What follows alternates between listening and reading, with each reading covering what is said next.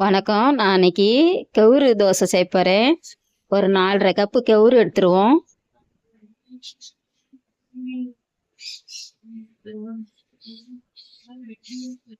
4½ cup கெவுரு எடுத்திருக்கேன். 1 cup புழுங்கலரிசி எடுத்திருக்கேன். 1/2 cup பச்சரிசி எடுத்திருக்கேன். மொத்தம் 6 கப் ஆச்சு. தண்ணி ஊற்றி நல்லா அலசி எடுத்துருவோம். அலசி எடுத்துட்டு தண்ணி ஊற்றி ஒரு 2 மணி நேரம் ஊற வச்சுருவோம். ஊறட்டும். தட்டு போட்டு மூடி வச்சுருவோம். 6 கப்புக்கு 1 கப் உளுந்து எடுத்திருக்கேன். கொஞ்சமாக வெந்தயம் சேர்த்துருவோம். தண்ணி ஊற்றி அலசி எடுத்துருவோம்.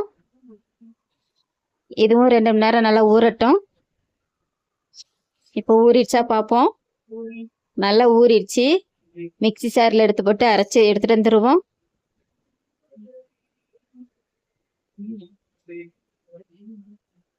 தண்ணியோடய உள்ளே சேர்த்துருவோம்.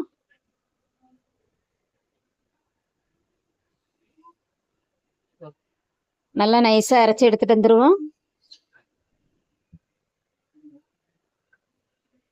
இப்போ நல்லா நைஸாக அரைப்பட்டுடுச்சு. இதை ஒரு பாத்திரத்தில் எடுத்து ஊற்றிடுவோம்.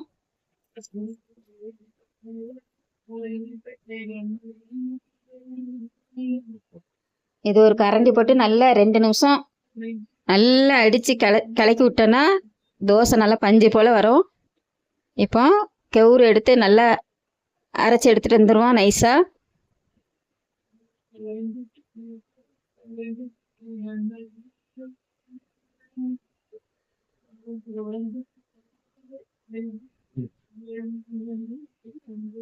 கெவுரு நல்லா அரைச்சி எடுத்து வச்சாச்சு. மாவை உளுந்து மாவு நல்லா இன்னும் நல்லா கலந்து விட்டுருவோம்.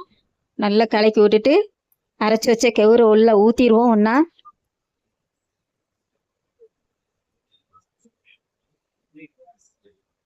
ஊற்றிட்டு நல்லா கலந்து விட்டுருவோம்.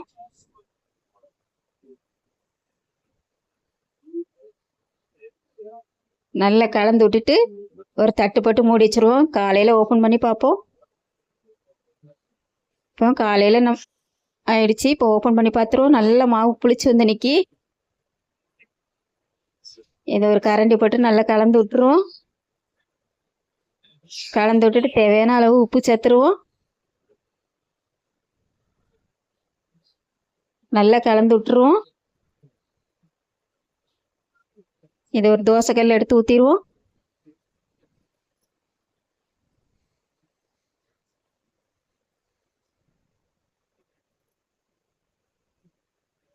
சுற்றிலும் எண்ணெய் ஊற்றிடுவோம்.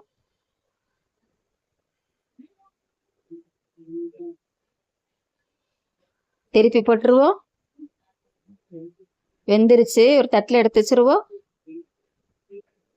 திரும்ப இன்னொரு தோசை ஊற்றிடுவோம். நல்லா நைஸாக இழுத்து விட்டுருவோம்.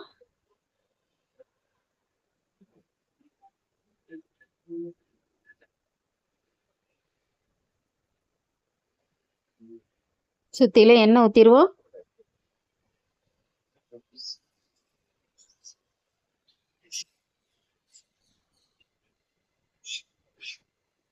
இப்போ வெந்துருச்சு. திருப்பி போட்டுருவோம்.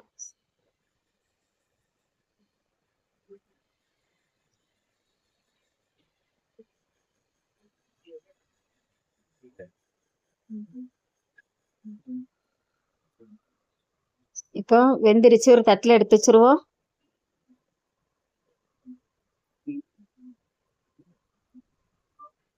நான் சட்னி தான் வச்சேன். சட்னிக்கு டேஸ்டியாக இருக்கும். இப்போ செஞ்சு பாருங்கள். டேஸ்டியாக இருக்கும், சுவையாக இருக்கும். லைக் பண்ணுங்கள், ஷேர் பண்ணுங்கள், சப்ஸ்கிரைப் பண்ணுங்கள். சுவையாக இருக்கும்.